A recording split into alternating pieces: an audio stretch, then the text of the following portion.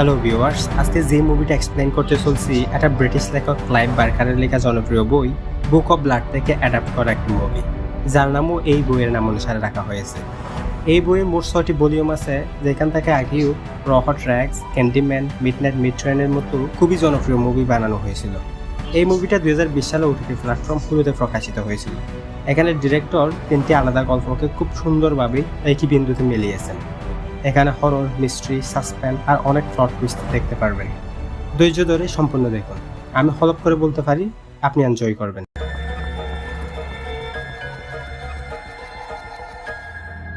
সিনেমার শুরুতে একটা অদ্ভুত মহিলাকে রকিং চেয়ারে বসে বলতে শোনা যায়, আমরা সবাই মারা যাব। মাঝে মাঝে কারো মৃত্যু এতটাই শকিং হয়েছে যেটা জীবনের জন্য আমাদের কালেকটিভ মেমোরিতে যুক্ত হয়ে যায়। আর এমন একটি জায়গা আছে যেখানে মৃতরা তাদের গল্প লেখে আর বলে। এরপর সিন কাট হয়ে একজন লাইব্রেরিয়ানকে দেখা যায় যে তার লাইব্রেরিতে কাজ করছিল। হঠাৎ কিছু একটা শব্দ শুনে তা দেখতে গিয়ে উনি বেনেট নামের একজনকে দেখে ফালাতে শুরু করেন।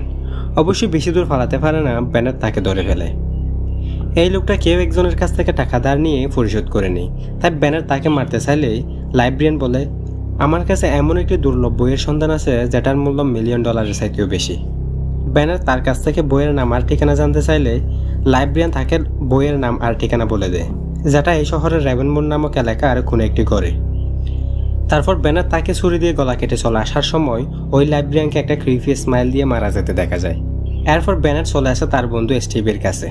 বেনেট স্টিভকে যখন এই বইয়ের নাম আর ঠিকানা সম্পর্কে বলে, স্টিভ তখন বলে ওই জায়গাটা খুবই ভুতুড়ে আর ওখানে চরণবিলের মতো কোনো একটি ঘটনা ঘটেছিল, তাই ওখানে এখন কেউ আর থাকে না। কিন্তু বেনেট থাকার জন্য এতটাই ডেসপারেট ছিল যে ওই ঘটনাকে জাস্ট উরবান ডেকেই বলে গাড়ির জিপিএসে ওই ঠিকানা লক করে যাত্রা শুরু করে দেয়। কারণ এখান থেকে পাওয়া টাকা দিয়ে সেই তার ওয়াইফের সাথে একটি লম্বা ভ্যাকেশন কাটাতে চায়। এখানে বেনেট আর স্টিভ হচ্ছে বারাটে কোনি, অর্থাৎ টাকার বিনিময়ে খুন করা এদের পেশা। এবার স্ক্রিনে জিনা এই লেখাটি বেশি ওঠে, আর এটি রক্ত দিয়ে লেখা ছিল। এখানে জিনা হচ্ছে তার মা বাবার সাথে সমুদ্র তীরবর্তী খুবই সুন্দর একটি জায়গায় বসবাস করে। এখানে তাকে দেখে খুবই চিন্তিত মনে হচ্ছিল। প্রায় সময় সে ড্রয়িং করে সময় কাটায়। সে মেসোফোনিয়া নামক একটি রোগে আক্রান্ত, যার কারণে সে অনেক ছোট থেকে ছোট শব্দ বা আওয়াজ খুব জোরে শুনতে পায়। তাই সে সব সময় কানে একটি হেডফোন পরে থাকে, যেটা অনেকটা নয়েজ ক্যান্সেলেশনের মতো কাজ করে। ডাক্তার এর জন্য কিছু মেডিসিন প্রেসক্রাইব করলেও সে এগুলো খাওয়া বন্ধ করে দেয়, কারণ এই ওষুধগুলো খেলে তার খুবই দুর্বল আর ক্লান্তি অনুভব হয়। সম্প্রতি তার কলেজে একজন ছেলে বন্ধুর সাথে কোনো একটি সমস্যার কারণে সে কলেজ যাওয়া বন্ধ করে দেয়। এই জন্য তার প্যারেন্টসরা তার উপর খুবই রাগান্বিত। এবার জিনাকে তার প্যারেন্টসরা দি ফার্ম নামক একটি মেন্টাল ইনস্টিটিউটে ভর্তি করে দেওয়ার জন্য প্ল্যান করে, যেখানে তার ট্রিটমেন্টও চলবে। জিনা এই প্ল্যানটা শুনতে পারলে মধ্যরাতে তার প্যারেন্টসরা যখন গভীর ঘুমে আচ্ছন্ন, তখন তাদের লকার থেকে বেশ কিছু টাকা চুরি করে বাড়ি থেকে ফালানোর জন্য বের হয়। বাস স্টেশনে গিয়ে জিনা লস অ্যাঞ্জেলসের টিকিট কেটে নেয়, কিন্তু বাস স্টেশনে একজন ব্যক্তি তাকে ফলো করছে বুঝতে পারলে সে কিছুটা ঘাবড়ে যায়, যেটাকে সে তার ইমাজিনেশন মনে করে বাসে উঠে বসে। কিছু দূর যাওয়ার পর ওই লোকটাকে বাসে উঠতে দেখা যায়, তাই সে ভয় পেয়ে ওখানে বাস থেকে নেমে পড়ে। তারপর সে ওখানকার স্পাইডার ওয়ার্ড ক্যাফে নামক একটি রেস্টুরেন্টে যায়। এই ক্যাফের কম্পিউটার থেকে একটি হোম স্টে রুম ভাড়া করে, যেখানে ভাড়া ছিল $38 পার নাইট। সে এখান থেকে বের হওয়ার পর একটি সবুজ গাড়ির সাথে অ্যাক্সিডেন্ট হতে হতে একটুর জন্য বেঁচে যায়। এরপর সে সরাসরি ওই বাড়িতে চলে যায়, যেখানে আমরা আরও 3টা ক্যারেক্টারের সাথে পরিচিত হই, এলি, স্যাম আর গিবিন। এলি আর স্যাম হচ্ছে এই বাড়ির মালিক,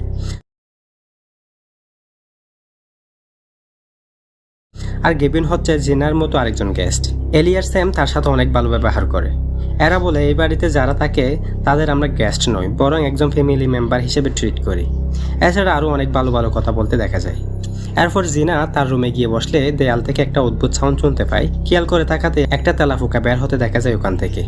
ভয় পেয়ে ঘুরে দাঁড়িয়ে আবার তাকাতেই তেলাফোকাটি গায়েব। এবার এলি আসে তার রুমে। এলি তাকে বলে, তুমি মনে হয় গান খুব পছন্দ করো, খাটের নিচে রেডিও আছে, চাইলে তুমি নিয়ে শুনতে পারো। সে কিছুটা ইতস্তত বোধ করে বলল, না, আমি গান পছন্দ করি না, এই হেডফোনটা এমনি কানে দিয়ে রাখি, কিছুই শুনি না। তারপর এলি তাকে ছাইয়ের অফার দিয়ে চলে যায়। এবার দেখা যায় তারা 4 জন মিলে চা খেতে বসছে। এখানে জানা যায় যে এলি হচ্ছে একজন রিটায়ার্ড নার্স আর স্যাম হচ্ছে একজন কাঠমিস্ত্রি, আর তিনি এই বাড়ির সব আসবাবপত্র বানিয়েছেন। চা খাওয়ার সময় টেবিলের ফাটল থেকে একটা তেলাপোকা বের হয়ে আসলে এলি তাড়াতাড়ি এসে একটা রুমাল দিয়ে তেলাপোকাটি ধরে বাইরে ফেলে দেয়। স্যাম বলে, আমি কতবার এলিকে বলেছি গ্যাস দিয়ে তেলাপোকাগুলোকে মেরে ফেলার জন্য, কিন্তু ও কখনো আমার কথা শোনেনি। একটা প্রাণী মেরে ফেলা যতটা সহজ তার চেয়ে বাঁচিয়ে রাখা ততটা কঠিন। এরপর অ্যালার্ম বেজে উঠলে স্যাম আর এলি ঘুমাতে চলে যায়, কিন্তু জিনা আর স্যাম আরও কিছুক্ষণ বসে কথাবার্তা বলে। জিনা তার সমস্যাগুলো সম্পর্কে গেভিনকে খুলে বলে। এরপর যার যার রুমে চলে যাওয়ার সময় গেভিন জিনাকে আগামীকাল কফির অফার দিয়ে জিনার মোবাইল নাম্বারটি নিয়ে নেয়। এরপর জিনা তার হেডফোনটা কানে লাগিয়ে ঘুমিয়ে পড়লে স্বপ্ন দেখে সমুদ্রের পাশে কেউ একজন দাঁড়িয়ে আছে। সাথে সাথে তার ঘুম ভেঙে যায়, কিন্তু সে তার শরীরের কোনো অংশ নাড়াচাড়া করতে পারতেছে না, কোনো কথা বলতে পারতেছে না, যেন তার পুরো শরীর প্যারালাইসিস হয়ে গেছে। এই অবস্থায় সে দেখতে পায় তার মা খুব ভয়ানক চেহারা নিয়ে তার পাশে দাঁড়িয়ে আছে। আবার গেভিন এসে তার সাথে যেন ইন্টিমেট হতে চাইছে। আবার কেউ যেন গেভিনকে মুখ বন্ধ করে নিয়ে যাচ্ছে। আবার লক্ষ্য করে এলি এসে তার কানের হেডফোনটা খুলে ফেলে এবং স্যাম এসে তার শরীরের একটা মাপ নিয়ে চলে যায়। এরপর দেখে তার মুখ থেকে যেন অসংখ্য তেলাফোকা বের হচ্ছে। পরের দিন সকাল হলে সে এগুলোকে এমনি দুঃস্বপ্ন মনে করে। হয়তো ডাক্তারের দেওয়া ওই মেডিসিনগুলো নেওয়ার কারণও হতে পারে। এগুলোকে সে তেমন গুরুত্ব না দিয়ে স্পাইডার ওয়েব ক্যাফেতে গিয়ে গেভিনের জন্য অপেক্ষা করতে থাকে। কিন্তু গেভিন না আসায় আরেকটা কফির অর্ডার দিতে গিয়ে ক্যাফের বাইরে ওই ফলো করা লোকটাকে দেখতে পায়। ভয় পেয়ে এসেই তখনই ওখান থেকে পালাতে শুরু করে। ওই লোকটাও তাকে ফলো করতে থাকে। তারপর জিনা স্টে হোমে এসে এলিকে তার সকল সমস্যার কথা খুলে বলে। এলি তাকে তার বাগান দেখায়। এছাড়া তার বাগানের কিছু গাছের নামও বলে, যেমন বেজলস, ডেভিল উডস ইত্যাদি। এগুলো শুনে জিনা তেমন একটা রিয়েক্ট করে না। এবার এলি তাকে এখানে আরো কয়েকটা দিন ফ্রিতে থেকে যাওয়ার জন্য বলে, এতে সে আগ্রহও দেখায়। তারপর রাতে যখন জিনা তার রুমে বসে ড্রয়িং করছিল তখন দেয়াল থেকে কিছু একটার আওয়াজ শুনতে পায়। ভালো করে চেক করতে গিয়ে দেয়ালে একটি ছোট ছিদ্র লক্ষ্য করে। ওই ছিদ্র দিয়ে থাকাতেই একটি ভয়ানক আঙ্গুল দেখতে পেয়ে সে ভয় পেয়ে দূরে সরে আসে। পরে সাহস সঞ্চয় করে আরো ভালোভাবে দেয়ালটি চেক করলে একটি সিক্রেট দরজার মতো খুলে যায়, যার ভেতর অন্ধকার ছিল। তাই তাড়াতাড়ি সে তার মোবাইল ফোনের ফ্ল্যাশ লাইট অন করে দেখলে খুবই ভয়ানক জম্বির মতো কিছু একটা দেখে সেই ভয়ে চিৎকার করে ওঠে। এদিকে এলি এসে তার দরজায় নক করে, আর তখনই জিনার মোবাইলে গেভিনের মেসেজ আসে। আর জিনা গেভিনকে তাড়াতাড়ি 911-এ কল করতে বলে। এখন জিনা রিয়ালাইজ করতে পারে যে এলি আর স্যামের মধ্যে কোনো একটি সমস্যা আছে। কিন্তু তখনই আমরা দেখতে পারি গেভিনের মোবাইলটি এলির হাতে। এতক্ষণ এলি মেসেজ পাঠাচ্ছিল গেভিনের মোবাইল থেকে। এবার জিনা সাবধানে দরজা খুলে একটা ফুলদানি দিয়ে এলিকে সজোর আঘাত করে বেহুশ করে ফেলে। তারপর সে ফালাতে গিয়ে দেখে সিঁড়ি দিয়ে এলিকে ডাকতে ডাকতে স্যাম আসছে। আবার অন্যদিকে সব দরজা জানালা লক করা। আর কোনো উপায় না পেয়ে বেসমেন্টের মতো একটি জায়গায় ঢুকে পড়ে। ওখানে অনেকগুলো জম্বির মতো এন্টিটি জিনাকে অ্যাটাক করতে দেখা যায়। তাই ওখানকার একটি দরজা দিয়ে বাইরে বের হলে স্যাম আর এলি তাকে ধরে একটা ইনজেকশন ফুস করে দেয়। ফলে জিনার হুঁশ থাকা সত্ত্বেও পুরা শরীর প্যারালাইজড হয়ে যায়। এবার তারা জিনাকে একটি চেয়ারে বসিয়ে তাদের সাইকো স্টোরি এক্সপ্লেইন করতে থাকে। এলি বলে যখন সে নার্স ছিল তখন লাইফ সাপোর্টে থাকা অনেকগুলো রোগীকে সে তার নিজের তৈরি স্পেশাল পেন কিলার ও নিউট্রিয়াস দিয়েছিল। তাই হসপিটাল থেকে তাকে বের করে দেয়, যেগুলো মূলত সে তৈরি করে তার বাগানের বিভিন্ন গাছ থেকে। আর স্যামের যখন জব চলে যায় তখন তাদের ছেলে ও তার স্ত্রী স্যাম আর এলিকে ঘর থেকে বাহির করে দিতে চেয়েছিল। তাই তারা তাদের স্কিল ব্যবহার করে তাদের ছেলে, তার স্ত্রী আর নাতিকে জীবন্ত জম্বি করে ফেলে, যাতে তারা সবাই একই ছাদের নিচে আজীবন থাকতে পারে। এইভাবে এই বাড়িতে যারা আসে তাদের সবাইকে এই দুইজন মিলে জম্বি করে এখানে বন্দি করে রাখে। আসলে এই জম্বিগুলোর প্রাণ আছে, কিন্তু তাদের চোখ কান সেলাই করে দিয়েছে আর জিহ্বা কেটে ফেলেছে। আর সবসময় এদের লাইফ সাপোর্ট আর নিউট্রিয়াস দেয়া থাকে। এলি আরো বলে গেভিনকে কিভাবে তারা জম্বি করে ফেলেছে। এবার এলি জিনাকে বলে গতকাল রাতে তার সাথে যা হয়েছিল তার প্রায় সকল ঘটনাই সত্যি। সত্যি সত্যি তার রুমে স্যাম, এলি আর গেভিন এসেছিল। স্যাম যে তার শরীরের মাপ নিয়েছিল এটাও সত্যি। তাকে জম্বি করার পর আটকে রাখার জন্য একটি কাঠের বাক্স দরকার হবে, এজন্য তার শরীরের মাপের প্রয়োজন ছিল। এবার এলি জিনাকে জম্বি করে ফেলার জন্য চোখের নিচে একটি ইনজেকশন ফুস করলেই কলিং বেল বেজে ওঠে। এলি গিয়ে দরজা খুললে আমরা ওই মানুষটাকে দেখি যে জিনাকে ফলো করছিল। এই লোকটা এলিকে জিনার ছবি দেখিয়ে সে আছে কিনা জিজ্ঞেস করলে এলি খুব সুন্দরভাবে উত্তর দেয় সে ছিল, তবে আজ দুপুরে চলে গেছে। ওই লোকটা বলে আমি দুপুর থেকেই বাড়ির বাইরে ছিলাম, জিনাকে ক্যাফে থেকে ফিরে একবারও বাড়ির বাহির হতে দেখি নাই। এটা শুনে এলি লোকটাকে বাড়ির ভেতর আসতে বলে চা খাওয়ার জন্য। লোকটা চা খেতে খেতে একটা ছবি দেখায় যেখানে তার ছেলে টনি আর জিনা ছিল। লোকটা বলে আমার ছেলে যখন আত্মহত্যা করে মারা যায় তখন তার মোবাইলে সর্বশেষ কল করেছিল জিনার নাম্বারে। তাই আমি তার সাথে এই ব্যাপারে একটু কথা বলতে চাই। ভেতরের রুম থেকে স্যাম এগুলো শুনছিল। এবার সে এসে পেছন থেকে সজোরে আঘাত করে লোকটাকে বেহুশ করে ফেলে। স্যাম আর এলি তাকে নিয়ে ব্যস্ত হয়ে পড়লে এদিকে জিনা কোনোভাবে হামাগুড়ি দিতে দিতে জানালা দিয়ে ফালিয়ে তাদের স্টোর রুমে ঢুকে পড়ে। ওখানে আরো একটি ডেড বডি ছিল যার শরীরের বিভিন্ন অংশ কাটা ছেঁড়া ছিল। সে ভয় পেয়ে ওখান থেকে বের হয়ে লোকটার গাড়িতে উঠে পড়লে দেখে স্যাম গাড়ি দেখেই আসছে, তাই তাড়াতাড়ি সে পেছনের সিটে গিয়ে লুকিয়ে পড়ে। এবার স্যাম ওই লোকটার বডিকে সামনের সিটে বসিয়ে সে নিজে ড্রাইভ করে শহরের বাইরে নিয়ে যায়, আর এলি আরেকটা গাড়ি নিয়ে তাকে ফলো করতে থাকে। এবার তারা একটি উঁচু কাদের কিনারায় গিয়ে গাড়িটি নিচে ফেলে দেয়, যেখানে জেনাও ছিল। এরপর স্ক্রিনে মাইলস লেখা দেখা যায়, যেটা রক্ত দিয়ে লেখা ছিল। এরপর মেরি নামে একজন মহিলাকে দেখায় যে একটা ভিডিও দেখছিল, যেখানে একজন নগ্ন পুরুষ একটি বন্ধ রুমে দাঁড়িয়েছিল। হঠাৎ ওই রুমটা অন্ধকার হয়ে যায় আর রুমটার পেছনের দেয়ালে অনেকগুলো মেসেজ দেখা যায়, আর ওই ব্যক্তিকে ওখানে পড়ে থাকতে দেখা যায়। এখানে মেরি হচ্ছে একজন প্রফেসর যে প্যারানরমাল অ্যাক্টিভিটিস ডিবাগিং আর বই লেখার জন্য খুবই ফেমাস ছিল। এই ভিডিও ক্যাসেটটা কেউ একজন তার জন্য পাঠিয়েছে এবং তাকে এটা ডিবাগিং করতে হবে, কিন্তু সে এটাকে তেমন একটা গুরুত্ব দেয় না। এর কিছুদিন আগে মেরির একটা 7 বছরের বাচ্চা যার নাম মাইলস, সে ব্লাড ক্যান্সারে মারা গিয়েছিল। মরার আগে মাইলসের বাবা এসেছিল মাইলসকে দেখার জন্য, কিন্তু মেরি তাকে দেখতে দেয়নি কারণ সে ড্রাগ অ্যাডিক্টেড ও মাতাল ছিল বলে। কিছুদিন পর সাইমন নামে একজন ব্যক্তি তার অফিসে আসে, যে নিজেকে একজন মিডিয়াম বলে পরিচয় দেয়। এখানে মিডিয়াম হচ্ছে যারা মৃত মানুষদের সাথে যোগাযোগ করতে পারে তারাই। সাইমন আরো বলে, কিছুদিন আগে মেরির কাছে যে বিসিআর ক্যাসেটটি গিয়েছিল সে সেটা নিজেই পাঠিয়েছে, আর ওই ভিডিওতে দেয়ালে যে মেসেজগুলো দেখা যায় সেগুলো মূলত মৃতদের মেসেজ, যেগুলো তারা তাদের আত্মীয়দের দিতে চায়। কিন্তু মেরি তার কোনো কথাই বিশ্বাস করে না। এবার সাইমন বলে মাইলস তাকে পাঠিয়েছে। এটা শুনে সে কিছুটা অবাক হলেও তাকে এক্সপোজ করার জন্য তার উপর একটা সেশন করতে রাজি হয়। তাই সে তার সহকারীদের নিয়ে সেশনের জন্য প্রস্তুতি নিয়ে সাইমনকে একটি বন্ধ রুমে পাঠিয়ে দেয়, আর তার সমস্ত শরীর চেক করে নিয়ে ঠিক আগের মতোই পারফর্ম করতে বলে, যেমনটা সেই বিসিআর ক্যাসেটের মধ্যে দেখেছিল। এবার দেয়ালের মধ্যে মাইলসের একটি মেসেজ দেখা যায়। এছাড়া সাইমন মাইলসের সম্পর্কে আরো অনেক কিছু বলে। মেরি এসব শুনে সাইমনকে একটু একটু বিশ্বাস করতে থাকে এবং আস্তে আস্তে তারা একে অপরের ক্লোজ হতে থাকে। শেষমেশ সাইমন মেরির বয়ফ্রেন্ড হয়ে যায়। এরপরের সিনে মেরিকে তার ছেলে মাইলসের কবরে দেখা যায়, যেখানে মাইলসের মৃত্যুর দিন ছিল 12 এপ্রিল 1993। অর্থাৎ মাইলসের ঘটনাটি 1993 সালে ঘটেছিল, আর এদিকে জিনা আর বেনেটের ঘটনাগুলো 2020 সালে ঘটতেছে। এবার মেরি আর সাইমন সাইন্টিফিক্যালি মৃত মানুষদের নিয়ে গবেষণা করার জন্য একটি ফান্ড রাইজিং অনুষ্ঠানের অর্গানাইজ করে, যেখানে তারা কিছু ধনী লোকদের তাদের গল্প শোনাচ্ছিল। এবার এই মিটিং এর একদিন আগের ঘটনা দেখায়, যেখানে মেরি সাইমনকে তার সেক্রেটারির সাথে অন্তরঙ্গ অবস্থায় দেখে ফেলে। এখানে সাইমনকে মাতাল অবস্থায় দেখা যায়। এই অবস্থায় সে বলে ফেলে সে একজন কমন আর্টিস্ট, যে টাকার বিনিময়ে অভিনয় করে অন্যকে ধোঁকা দিয়ে থাকে। বেসিক্যালি সাইমনকে মেরির এক্স হাজব্যান্ড ভাড়া করেছিল মেরিকে ধোঁকা দেওয়ার জন্য, যাতে সে মেরি থেকে বদলা নিতে পারে, কারণ মেরি তাকে তার সন্তানকে শেষবারের মতো দেখতে দেয়নি। মুভির এই অবস্থায় আমরা বুঝতে পারি সাইমন কোনো মিডিয়াম টিডিয়াম কিছুই না, সে আসলে একজন ফ্রড। সে যে মেরি নিয়ে সেশনে ডেমনিক পারফর্ম করেছিল তাতে যে বিদ্যুৎ গিয়ে হঠাৎ অন্ধকার হয়ে গেছিল, তার জন্য ওখানকার গার্ডকে টাকা দিয়েছিল যাতে নির্দিষ্ট সময়ে পাওয়ার কাট করে দেয়। এছাড়া পারফর্মের আগের দিন ওই রুমে গিয়ে দেয়ালের মধ্যে ফেনলটোনিল নামক একটি কেমিক্যাল দিয়ে ওই সমস্ত মেসেজগুলো লিখে আসে। সেশনের সময় যখন রুম অন্ধকার হয়ে যায় তখন রুমের মধ্যে লুকোনো অ্যামোনিয়া স্প্রে দ্বারা দেওয়ালের মধ্যে স্প্রে করে দেয়। অ্যামোনিয়া এমন একটি রিয়েক্টিং কেমিক্যাল যেটা ফেনলটোনিলের সাথে মিশলে ওই লেখাগুলোকে ভিজিবল করে তোলে। দেখতে এমন লাগে যেন ওই লেখাগুলো রক্ত দিয়ে লেখা হয়েছে। বেসিক্যালি সাইমন আর মেরির এক্স হাজব্যান্ড এই সম্পূর্ণ প্ল্যানটি করেছিল, তাই সাইমন মাইলসের ব্যাপারে এত কিছু বলতে পারে। এসব শুনে মেরি একদম শকড হয়ে যায়। সে দুঃখ বরাক্রান্ত মন নিয়ে মাইলসের রুমে এসে বসে থাকে, ভাবতে থাকে এত পড়াশোনা আর সাইন্টিফিক মানুষ হওয়া সত্ত্বেও কিভাবে সে এত বড় ফ্রডের শিকার হয়েছে। এটা ভাবতে ভাবতে সে কান্না করতে থাকে। তখনই মাইলসের ব্ল্যাকবোর্ডে নিজে নিজে লিখতে দেখা যায়, ব্রিং হিম টু আস। এবার মেরি দেখে মাইলস তার বিছানার মধ্যে শুয়ে আছে। এটা দেখে তার মুখে হাসি ফুটে ওঠে। এর মানে মেরি এখন নিজেই মিডিয়াম হয়ে গেছে, অর্থাৎ সে এখন আত্মাদের সাথে নিজেকে কানেক্ট করতে পারে। পরদিন সকালে সাইমন চলে যেতে চাইলে